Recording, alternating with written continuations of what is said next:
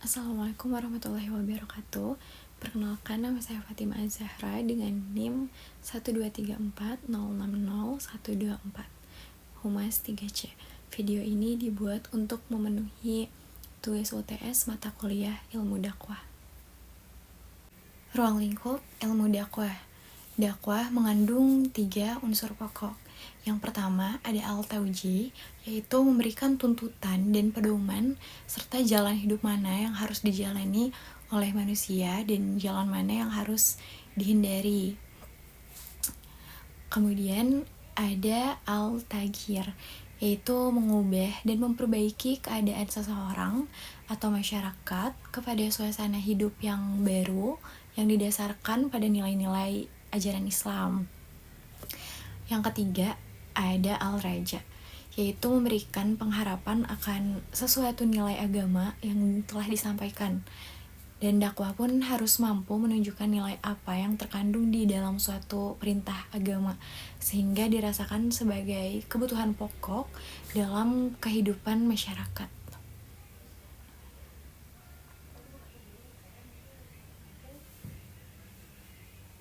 Lalu dalam ruang lingkup ilmu dakwah terdapat objek material, yaitu seperti ajaran pokok agama Islam yang bersumber dari Al-Quran dan Al-Sunnah, serta manifestasinya kehidupan umat Islam dalam sejarah Islam.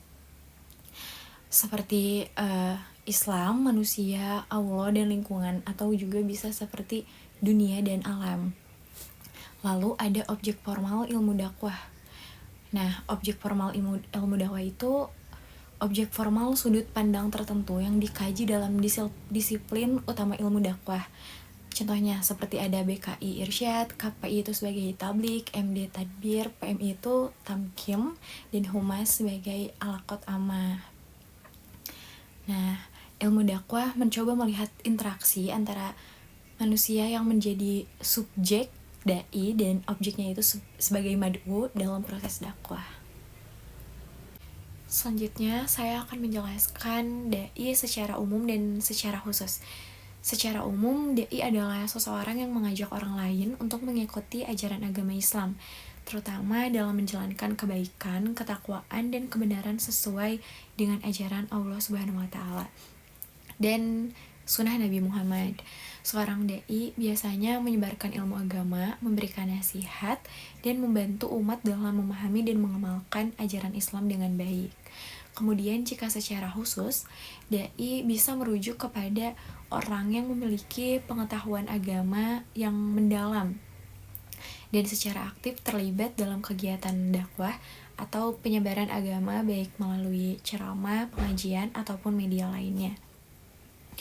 Dalam konteks ini, seorang dai seringkali sudah mendapatkan pelatihan khusus, memiliki pemahaman tentang metode dakwah yang efektif, dan mampu menghadapi berbagai tantangan dalam menyebarkan ajaran Islam kepada masyarakat luas.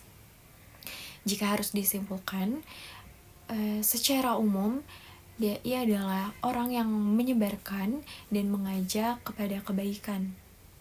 Lalu jika secara khusus, dai adalah orang yang mempunyai pemahaman agama yang lebih mendalam dan aktif dalam kegiatan dakwah secara profesional ataupun berkelanjutan.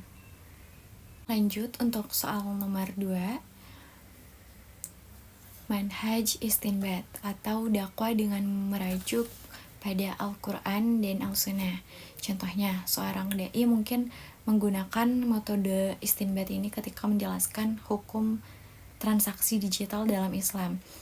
Dai itu akan mencari dasar hukumnya dalam Al-Quran dan hadis mengenai jual beli, kemudian bisa menafsirkannya sesuai prinsip Islam untuk menjelaskan hukum transaksi digital yang muncul di masa modern. Yang kedua ada manhaj iktibas atau dakwah dengan meminjam atau meminta bantuan dari ilmu-ilmu sosial. Contohnya, ketika menyampaikan tentang pentingnya memulai sesuatu dengan niat yang baik, seorang dai mungkin akan mengutip hadis Nabi yang berbunyi innamal a'malu binniyat, atau sesungguhnya amal itu tergantung pada niatnya. Nah, kutipan seperti itu digunakan untuk memberikan pemahaman langsung bahwa niat adalah dasar dari setiap amal, sehingga lebih mudah untuk diterima dan dipahami oleh pendengarnya. Lalu yang ketiga ada manhaj istiqro atau dakwah dengan penelitian, baik penelitian referensi, pustaka maupun lapangan. Contohnya, seorang dai yang ingin menjelaskan tentang kewajiban menuntut ilmu bisa menggunakan istiqro dengan mengumpulkan ayat dan hadis tentang keutamaan ilmu. Ayat-ayat seperti Allah akan meninggikan derajat orang-orang yang beriman dan berilmu di antara kalian. Seperti itu. Lanjut ke pertanyaan selanjutnya, yaitu ragam-ragam dakwah. Yang pertama ada dakwah bilisan dalam poin tablik atau penyebaran peran Islam. Menurut bahasa artinya menyampaikan, dan menurut istilah bentuk dakwah yang dilakukan dengan menyebarkan ajaran Islam melalui media. Objek dakwah yang menjadi sasaran bersifat massal dan kolosal. Subjek dakwah ini disebut mubalik atau dai, objeknya disebut mubalak atau mubalak atau mad'u. Lalu ada khutbah, tausiah, ceramah, dan kultum. Tablik menggunakan media. Lalu di poin kedua ada irsyad atau konseling atau bimbingan Islam. Menurut bahasa artinya petunjuk, konseling atau membimbing. Menurut istilah menyampaikan ajaran Islam melalui kegiatan penyuluhan, bimbingan atau psikoterapi Islam kepada individu atau kelompok kecil. Dakwah irsyad ini bersifat berkelanjutan dan intensif. Lalu di poin ketiga ada humas atau hubungan masyarakat, atau biasa dengan kata public relation. Secara harfiah, humas itu berarti hubungan dengan publik atau masyarakat. Secara istilah, bagian lembaga pemerintah swasta yang melakukan kegiatan mencari dukungan publik bagi usaha-usahanya. Humas adalah usaha persuasi. Dengan humas berusaha untuk mempromosikan ide, meyakinkan audiens, mengakui prestasi, atau mendukung sebuah posisi. Kemudian ada public relation. Public relation adalah proses komunikasi strategis yang membangun hubungan saling menguntungkan antara organisasi dan publik. Lalu yang kedua ada dakwah bi al-hal. Yang pertama, di poin pertama ada tadbir atau pemberdayaan umat melalui lembaga. Tadbir menurut bahasa, manajemen atau pengelolaan. Menurut istilah, kegiatan dakwah, transformasi, dan institusional ajaran Islam melalui kebijakan-kebijakan publik atau pemerintahan. Bisa ada lewat pemerintahan, lembaga pendidikan, ataupun perusahaan, serta pengelolaan lembaga-lembaga dakwah. Karakteristik yang menonjol dalam dakwah tadbir ini, fungsi manajemen itu sendiri. Lalu yang ketiga, ada MHU atau manajemen haji dan umroh, melakukan dakwah melalui studi manajemen haji dan umroh, baik sebagai ilmu maupun sebagai gejala aktivitas manusia, untuk mengembangkan konsep-konsep baru tentang manajemen haji dan umroh. Lalu melakukan riset tentang manajemen haji dan umroh untuk menemukan relevansi dalam nilai guna manajemen haji dan umroh.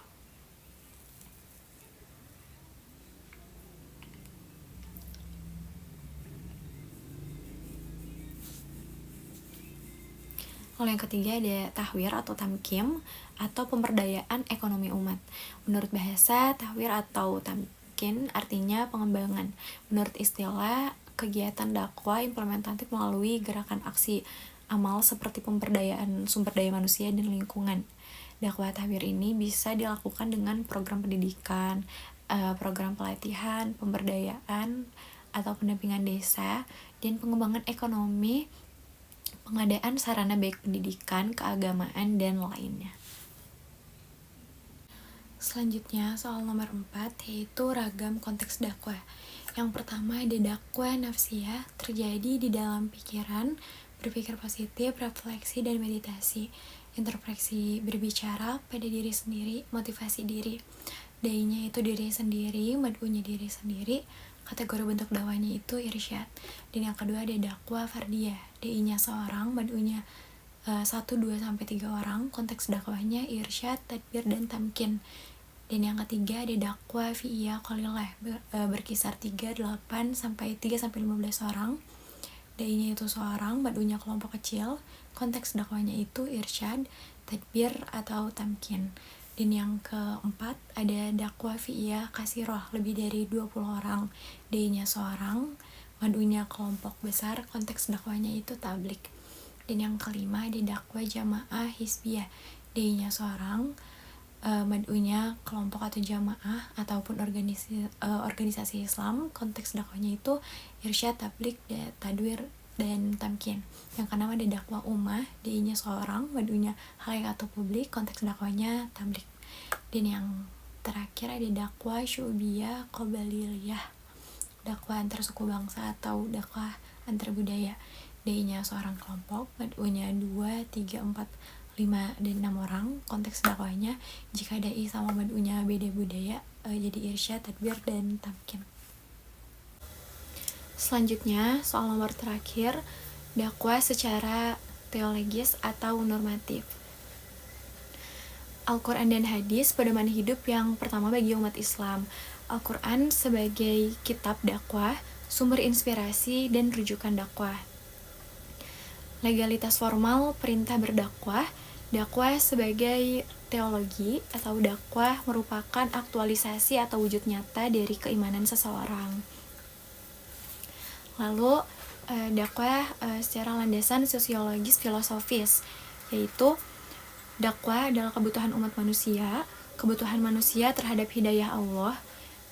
Ada poin-poinnya. Yang pertama ada menentukan keyakinan manusia kepada Allah, membimbing keimanan yang senantiasa fluktuatif, dan menentukan akal dalam mencari dan menjalankan kebenaran dakwah, dan menyelamatkan umat manusia atau realisasi Islam sebagai rahmatan lil alamin. Dakwah secara sosiologis praktis. Dakwah merupakan jawaban atas berbagai kebutuhan manusia, baik yang berdimensi material maupun spiritual. Selanjutnya saya akan membacakan beberapa ayat landasan secara teologis. Yang pertama ada surat An-Nahl ayat 125 yang berbunyi, Bismillahirrahmanirrahim. Ud'u ila sabili rabbika bil hikmati wa mau'izatil hasanati wajadilhum billati hiya ahsan. Inna rabbaka huwa a'lamu bima dalla an sabili wa huwa a'lamu bil muhtadin. Yang artinya, serulah manusia ke jalan Tuhanmu dengan hikmah dan pengajaran yang baik, serta debatlah mereka dengan cara yang lebih baik. Sesungguhnya Tuhanmu dialah yang paling tahu siapa yang tersesat dari jalannya, dan dia pula yang paling tahu siapa yang mendapatkan petunjuk. Selanjutnya ada surat Ali Imran ayat 104 yang berbunyi, wal takum minkum ummatu yad'una ilal khairi wa ya'muruna bil ma'ruf wa yanhauna 'anil munkar wa ulaika humul muflihun. Yang artinya, hendaklah ada di antara kamu segolongan orang yang menyeru kepada kebajikan, menyuruh berbuat yang ma'ruf, dan mencegah dari yang munkar. Mereka itulah orang-orang yang beruntung. Selanjutnya ada surat Ali Imran ayat 110 yang berbunyi, kuntum khairu ummati ukhrijat linnas ta'muru bil ma'ruf wa tanhauna 'anil munkar wa tu'minu billah wa la amana ahlul kitabi lakana khairul lahum min humul mu'minu wa aksaruhum fasikun. Yang artinya, kamu umat Islam adalah umat terbaik yang dilahirkan untuk manusia selama kamu menyuruh berbuat yang ma'ruf, mencegah dari yang munkar, dan beriman kepada Allah. Seandainya ahlul kitab beriman, tentulah itu lebih baik bagi mereka. Di antara mereka ada yang beriman dan kebanyakan mereka adalah orang-orang yang fasik. Selanjutnya ada surat Al-Fusilat ayat 33 yang berbunyi, waman ahsanu qawlan mimman da'a ilahi wa amila sahila wa qala inna minal muslimin.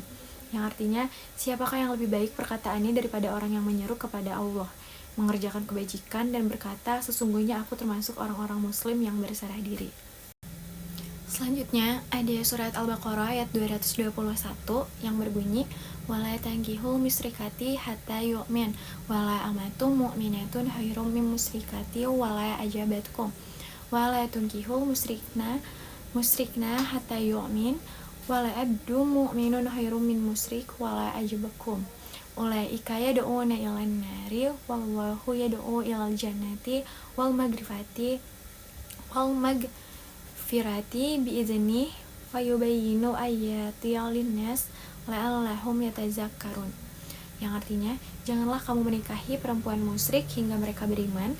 Sungguh hamba sahaya perempuan yang beriman lebih baik daripada perempuan musyrik, meskipun dia menarik hatimu. Jangan pula kamu menikahi laki-laki musyrik dengan perempuan yang beriman hingga mereka beriman. Sungguh hamba sahaya laki-laki yang beriman lebih baik daripada laki-laki musyrik meskipun dia menarik hatimu. Mereka mengajak ke neraka, sedangkan Allah mengajak ke surga dan ampunan dengan izinnya. Allah menerangkan ayat-ayatnya kepada manusia agar mereka mengambil pelajaran. Lalu yang terakhir ada surat Al-Hijr ayat 94 yang berbunyi, Fasda bima tu'maru wa arid ainil musyrikin, yang artinya, maka sampaikanlah Nabi Muhammad secara terang-terangan segala apa yang diperintahkan kepadamu dan berpalinglah dari orang-orang musyrik. Mungkin sekian dari saya, kurang lebihnya mohon maaf. Terima kasih. Wassalamualaikum warahmatullahi wabarakatuh.